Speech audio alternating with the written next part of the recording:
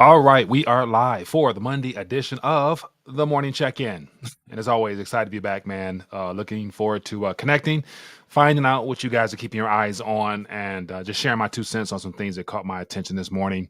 And hope everyone had a great weekend, man. So, what I find interesting to kind of kick this off is that for us to be us or the world or whatever we want to call it, to be in the midst of a military conflict, there's so much like I guess virtue signaling or whatever we can call it, where you have combative forces signaling via time.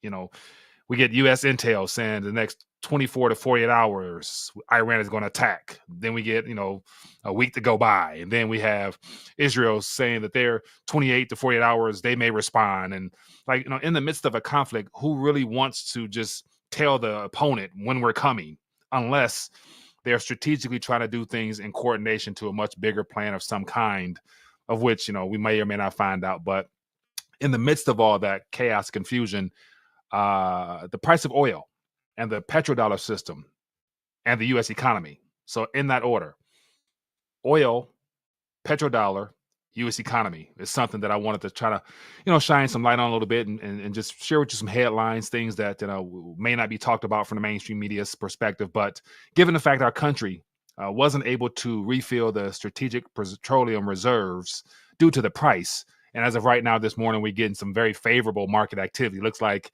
equity market is surging and all this hype about, Hong Kong, Bitcoin ETF approval and all the hopium news given to us from the financial sector on top. At the very bottom, we have the military industrial complex ramping up right now, getting ready for conflict because they win either way, regardless of what side there is. And in the middle of all that, the divide, where even on social media right now, what's trending is Israel versus Iran. So here we are now. It went from Israel focusing on, the Gaza Palestinian crises. Now, Palestine and Gaza is no longer in the mainstream media. It's all about Iran and Israel. So here we are now, right where they want us, focus on these two. And this next 24 to 48 hour response where Netanyahu is, I'm assuming, getting instructions from whoever, coordinating with Biden and our deep state operatives as to what will come next. It's just, all this is just it's too synchronized. It's too organized in a sense. And it has a lot to do with covering up the current debt and monetary restructuring taking place right now. And we're going to talk about that and a lot more. So hope everyone's doing well as I move forward. Let me make sure my audio is working. I want to make sure I'm not speaking to myself. Let me know if you guys can hear me. Let me know if everything's coming through well. And I got about 7, 8, 9 tabs open, all worth things bringing to your attention. So, all right, here, let me check in real quick. We have, looks like Smitty checking in as well. We got Geo's reality report checking in, Rob checking in. Gene said, not able to attend today. Appreciate you. As well as anybody else out there, feel free, as always, to hit that thumbs up button, show your support for the channel. And if you have not, make sure you subscribe to whether on Rumble or on YouTube, so you can stay plugged in and get an alternative perspective in real time as we're fed news. Literally, I noticed this, that even on my side as a commentator and, somewhat of a news analyst, I know that majority of the news that I comment on is what we're being fed, because I'm not in any of these geographical locations to give you real truth at the time. So I always, try to filter through it, and I try to think about things from a skeptical / contrarian perspective, giving you the alternative side of what it might be. So that's what this is all about this morning. So as always, going to start off with some good news from the Word of God, because that is most important. Get to some Wall Street activity, then get to everything in between that impacts Main Street, where you and I fall on as consumers, investors, whatever you want to call ourselves these days. And so it's going to be a good day, man. But anyway, if you have not, connect with RTD on the social media tabs. Most important one is Telegram, where we share articles, news throughout the day. The community is very active over there. So if you haven't, I encourage you to join that. And then also I share stuff throughout the day and on these other platforms as well, just to keep people plugged in, because the audience size varies across platforms. So I want to make sure I'm able to connect with everybody in real time as best as I can. All right, let me see. Bougie Prepper checking in, Gene checking. Okay, Andy checking in, Thomas Downey Jr. Appreciate you, man. All right, so as always, I'm sure there's a lot of stories that you have been keeping your eyes on, because there's never a dull moment in the midst of all this craziness we're experiencing now. But the petrodollar system, I really want to touch on that today because I think, depending on the price of oil, and as of right now, if you haven't, well, I'm sure you have noticed, the Middle Eastern nations that have recently joined the BRICS have ultimately formed the ultimate monopoly on energy, and energy makes the world go round. Like there will not be any wars of any kind if the energy price is somewhat unaffordable. And then the response to unaffordable energy, say, got an article here talking about, if the Strait of Hormuz is shut down due to Israel responding, then oil prices spike, and that right there will literally bring the U.S. economy screeching to a halt. Because imagine, what little bit of reserves we do have left of oil, gas prices are going to soar. And so the Eastern Hemisphere, the Middle Eastern nations, as well as the BRICS conglomerate, they're all strategizing something on the other side of this. Literally, they have all the world resources. We don't have it as plentiful as they do. So they can literally price us out of being able to sustain a long war. And you factor in Ukraine now is trying to put some pressure on the U.S. For more aid, or they're threatening the possibility of hindering Russia from producing oil, therefore sending the oil price surging. And that's not a factor. That's not factored into the sustainability of the petrodollar system, because the petrodollar system is literally supposed to be controlled by the East, aka the U.S. entities. But if U.S. entities can no longer control the price directly, then it's going to be hard to fund wars and deficits, meaning our economy is going to be in for a world of trouble heading into the summertime, where typically gas prices tend to rise anyway. And then it's not favorable heading into the fall for a presidential election. So literally the Eastern Hemisphere has a lot of control over how the narrative shapes out in this country. And the only thing the Federal Reserve can do is try to jawbone the economy with more, Fed speech to front run the markets, literally trying to send the equity prices higher, because that's how people gauge the health of the economy these days. So long-winded rant there, but that summarizes in a sense where I'm heading a little bit. So anyway, let's dive into it, man. Let's dive into it. All righty here. And I want to get started off with some good news, man. Ain't no point in moving forward unless we first tap into something that really charges us up and allows us to keep our mind focused on what matters most. And that is, of course, the good Lord himself. But this is from April 15th. It says, hope in God. Right on time. It says, put your hope. Let me get this up on the screen here. Put your hope in the Lord. Travail steadily along his path. Travel steadily along his path. Forgive me. And he will honor you. Psalms 37:34, New Living Testament. If only today would be the day. The thought crosses your mind, as it often does. How many times have you started the morning with the same hope? As time passes, it may be challenging to maintain confidence, yet you comfort yourself with the promise, quote, with God, all things are possible. That's from Matthew 19:26. It says, waiting is undoubtedly difficult, but it's also necessary. Through delays, you discover your failings and are trained to trust the Father. Yet understand this: if what you want draws you away from the Lord, or you would forsake him if he refused to give it to you, there is a problem. Your desire has become your God. So today, examine your heart. Would you still love the Father if he said no to your dearest request? Is he still on the throne of your heart? Make sure. Ask him to remove any idols and help you acknowledge him as God, and trust that what he has for you is immeasurably above what you could hope for or imagine. And the closing prayer is, Lord, you are my God. There is nothing I desire above you.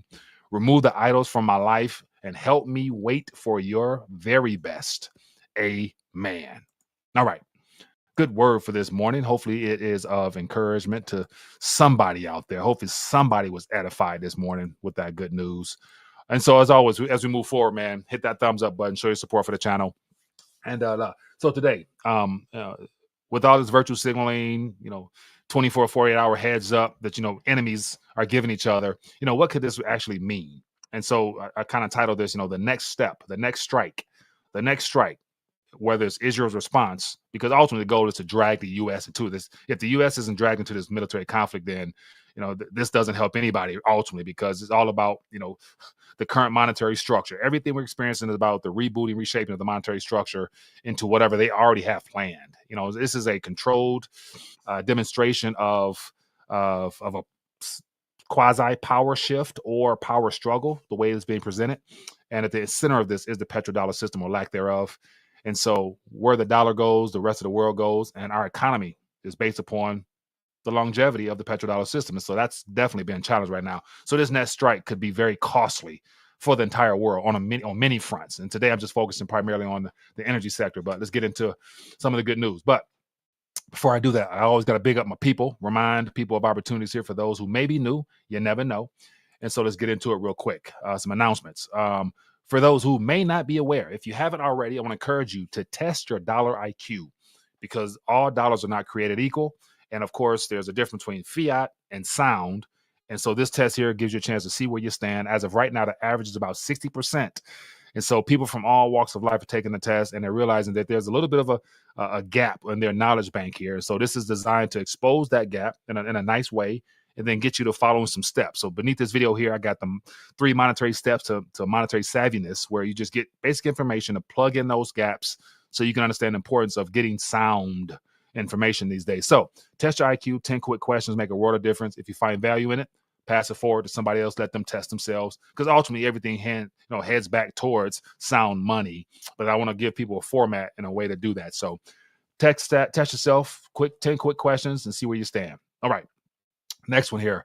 I want to continue to remind people right now, amongst all the things we're experiencing, there's still time to take possession of what is yours because you work so hard for it. And so getting a self-directed IRA, for those who have money still in the legacy system, could be something worth your while. So I want to connect you with the experts directly at Colonial Metals Group /RTD. Link is in the description. Takes you to this page here. Simply just fill out this quick form. You'll speak with an expert on the other side of the line there, and they will basically walk you through the process needed to see if this is something for you or not. It may not be for everybody, but then again, for those who want to protect theirs in a legal manner, this is a good opportunity for some. So definitely check them out. Give them a call. The number 888-521-2448 allows you to get a hold of somebody on the other line and speak with the experts. And also, they have a special opportunity for those who qualify. You get a free safe as well as up to $10,000 in silver. So that's a good little addition to add to your stack if you're interested. So colonialmetalsgroup.com /RTD. Check them out, and it might be something worth your time. Okay, let's get into it, man. Let's get into it. Man, it is a good day to say the least. Let's get into it. So just on a side note here, I want to try to stay on course as best I can. But yesterday I shared something in the community tab, basically showing that, tokenized gold, Pax gold, surged yesterday. It got up to 2,600 or so, and then it corrected, sharply as well. But once again, it was a kind of like a indicator of, gold trading on this tokenized decentralized ledger platforms that runs 24/7, how there were some forces yesterday that drove up the price of gold to $2,600, and then of course it was squashed.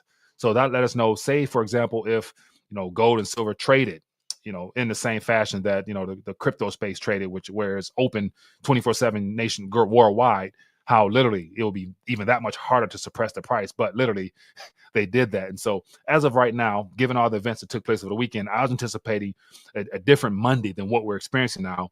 And to me, that is a key indicator that there's some guiding hands behind all of this, trying to make sure things don't get out of hand. Because after the initial thoughts of war and the way the last week ended with gold and silver surging, it should only in a normal fashion, it should only continue unless there's people in there trying to calm it down some. And clearly that's what's going on now. So let's get into some activity real quick.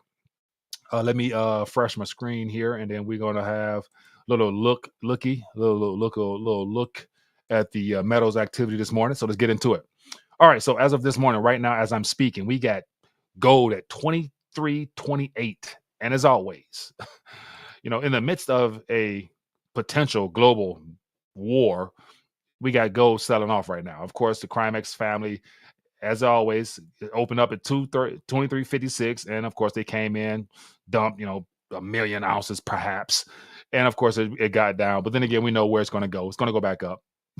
Controlling forces from the east, make sure that's a reality. And of course, we got silver at 28.12. So once again, this is a key number here. So markets open up at 2860. Let me go. 2860 was the opening. 2870 ish was opening here in the Eastern Hemisphere, and then shortly thereafter, we got a complete slam down, right on time. But I'd imagine as more of the jawboning and war talk continues throughout the day, it'll make its way back up. Okay, so what else we got here? Let's check into the crypto space. We had a major sell-off this past weekend. Good opportunity for those who took advantage of it. And as of now, it looks like Bitcoin is about $65,000. Started off an hour ago at 66. So literally within that short period of time, $1,000 sell-off. You know, Bitcoin has some of the largest sell-offs, but then again, some of the quickest recoveries and largest recoveries. So once again, a speculative play for those who dip and dab. We got 3,200 this morning. Now we're down another 100 or so. So nice little small correction there. But we know where they're trying to steer this upward as a distraction and diversion tactic out of the legacy system. Okay, let's check the equities market and see what's happening right now. And as of this morning, it looks like it's more green than red. Microsoft is getting a good bid. We have NVIDIA is always trending upward at $8.95 a share. Apple's facing a little bit of pressure. Google's up, Meta's up. Okay. The banks, I'm gonna get myself out the way here. The banks are in the green this morning. So so it looks like last week's wobbling of earnings didn't lead to any major sell-offs. Surprise, surprise. Okay, so more green here, more hopium to keep us distracted. But what I want to get to this morning is right here on the screen. So here we have the agriculture sector, we have precious metals, we got the LME metals, we got energy. Energy makes the world go round. And as of right now, you know, the prices appear to be down, given the fact that the Middle East is in the state of potential all-out conflict. And so just looking at, you know, the Brent price here, heating oil here, we got WTI here. So if I can, let me see if I can click on it. Nope, I can't. So the whole point is, as of right now, we have Brent at $88.89, and it's, you know, down $1 or so, and so, or 1% or so. And so keep an eye on where energy goes. Where energy goes determine the state of our economy here heading into this summer. And so as of right now, after this Israel situation, we have a delay in the response. Will Israel attack or not? Will it attack or not? Clearly, it's some strategizing behind the scenes, and of course with the U.S. and Israel working together hand in hand. The goal is to try to drag U.S. into it, and Biden's made several public statements saying that he will not get involved in this one. But then again, they sent U.S. assets, i.e. some planes, to intercept missiles over Israel. You know, I think it was a Friday or Saturday morning, Friday night or something like that. So we are involved directly. And, you know, whatever your viewpoint of the situation is, whoever you may pick, I don't know. People pick a side as if there's going to be winner and losers. The only people who lose are the people. The winners are all the countries and governments, because they are, you know, doing this intentionally. They're coordinating all this intentionally. But here we have just some recent activity out of here worth catching your attention.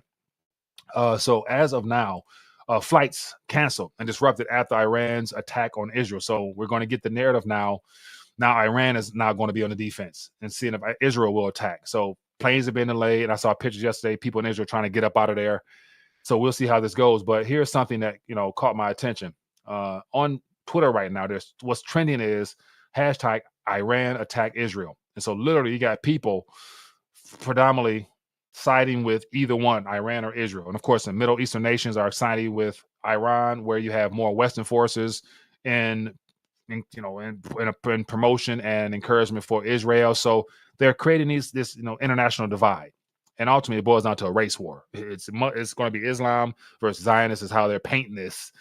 And once again, there's no real winners in this fight here, but we know where they're taking us. So what is happening here? Now we are waiting. This is the waiting game. Israeli war cabinet to meet again to consider response to Iran's attack. Benjamin Netanyahu yet to declare a decision, as the rest of the world remains on high alert for potential escalation. And so Israel's war cabinet is convened again as they're looking to figure out what they're going to do. So literally they're on the phone trying to figure out how they're going to play this. And it's inevitable that they respond, but it's just a matter of the timing and what will be the results. Because will there be more market manipulation like we're seeing right now with all this positive activity in markets where, technically speaking, in typical fashion, when the world goes to war, there's usually some sell-offs, major sell-offs in the markets. And so that's not happening now. So something don't make sense. But then again, they've been able to get around, moving a recession gauge, kicking the can down the road.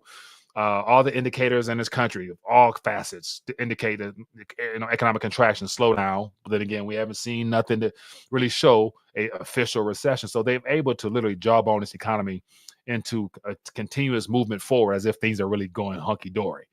But one thing you will not be able to control is the oil prices. So as of right now, this morning, as I mentioned, crude oil prices slide as traders show muted reaction to Iranian attack on Israel. So this is the media. This is the intention. This is the information from the media from the Western Hemisphere. And so they're talking about traders are able to basically, keep things somewhat suppressed. But where does all the oil come from? It comes from the Middle East. And that's what we need to be paying attention to. So here's a leading article I want to focus on right now. Oil prices could see a super spike well above 100 if the conflict escalates after Iran's attack on Israel. So literally, this could read, oil price could see a super spike well above 100 if Israel responds to Iran's attack.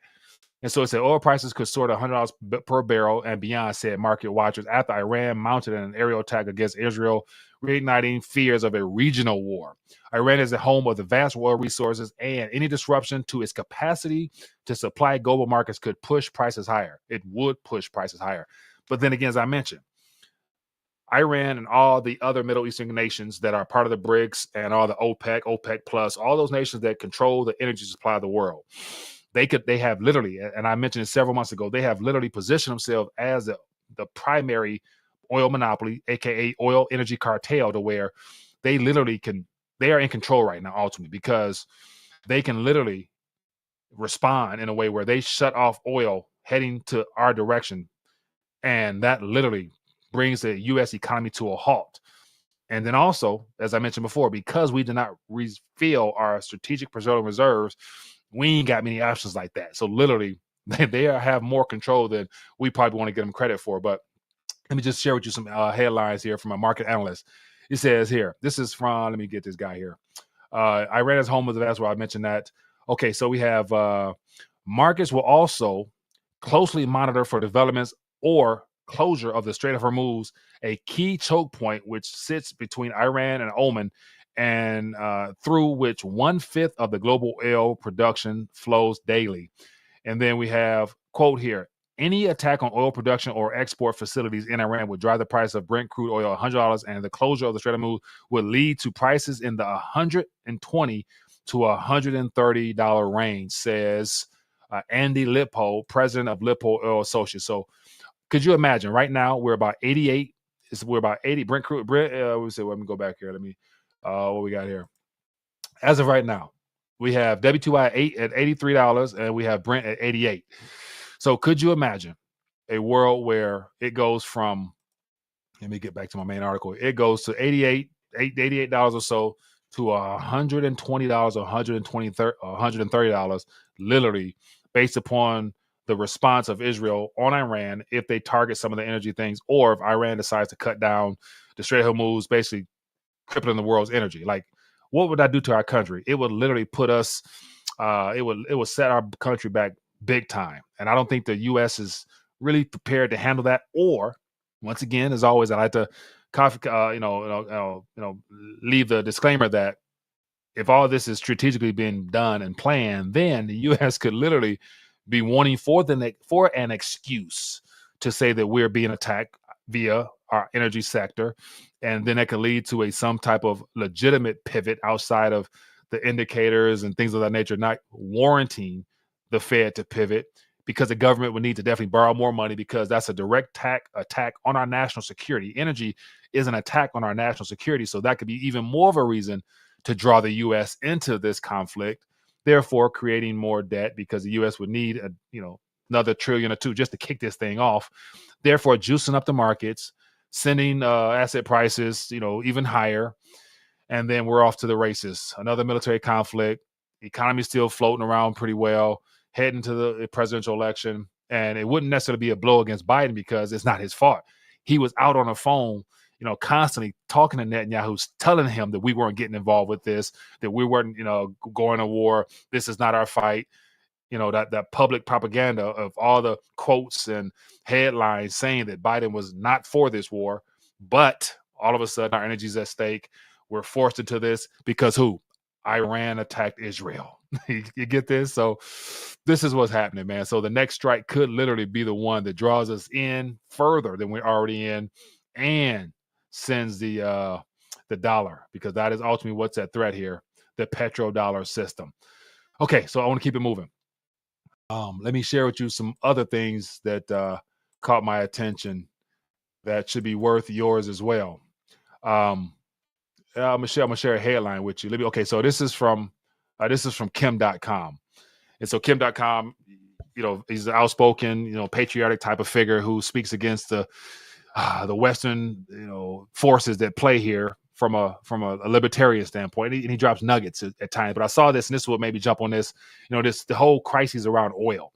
So here he says a high oil price is the biggest accelerant to an inevitable U.S. economic collapse.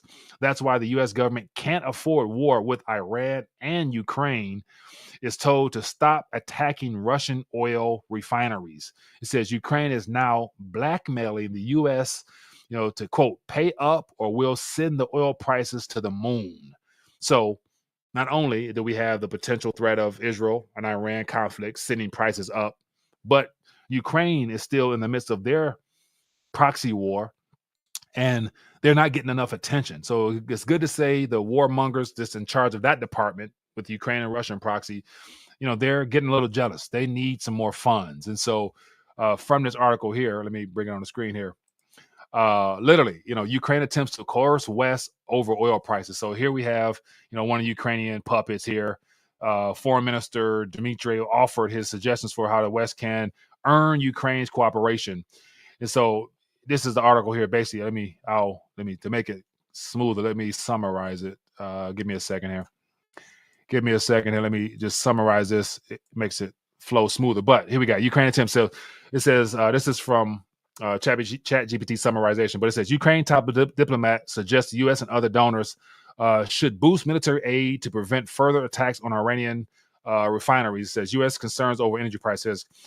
Concerns from the U.S. defense chief about Ukrainian drone strikes potentially causing a surge in international energy prices.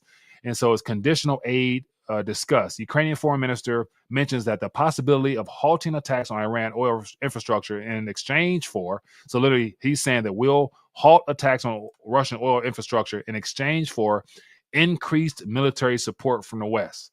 So it's kind of like, they're saying we'll dial back our attacks on their energy infrastructure if you send us more aid.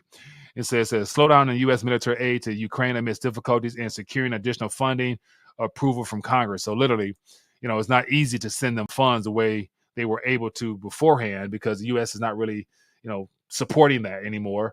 And so literally they're trying to threaten the West by saying that we'll send prices higher from this side if you don't send us aid. So anyway, the energy crisis is something that could hinder the U.S. from keeping things going the way that they would want to. So this is just what's happening. And I thought this was important to talk about this from the petrodollar perspective, because at the heart of this is the reshifting away from the petrodollar standard, because gold is now back in the equation, as well as U.S. liabilities are, for the most part, off the table because the world's not racing to secure U.S. liabilities. At the same time, let me get into this right here. At the same time, here we have more news about the debt game, the debt market. Pay attention to the 10-year note as always. And as of now, it says the 10-year note yield is officially back above 4.6% for the first time since November 2023. So this comes as 4 rate cuts have been priced out since January, and the CPI inflation is up for 4 straight months.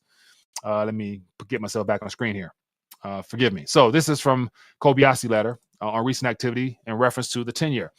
So it says here, the 10-year note field is back above 4.6 for the first time since 2023. This comes as 4 rate cuts have been priced out since January, and CPI inflation is up for 2 straight months. It says most recently, Goldman Sachs was the latest bank to note that there could be 0 rate cuts in 2024. The base case currently is at just 2 rate cuts this year. It says here, record high credit card rates, and new 52-week high mortgage rates are likely coming next as a result of the 10-year appearing to trend up. So ultimately, on the back end of this, yields are rising because other people on the other end are dumping. So higher for longer is back. So once again, not only can we not afford war, financially speaking, but then again, the dollar is not in the best footing to really be utilized in the international monetary scene, because who's supporting our debt these days? So the petrodollar system is at threat, and energy concerns should be of concern as well here in our country. Therefore, our economy is literally caught in a rock and a hard place moving forward. So just a couple of things here worth bringing to your attention.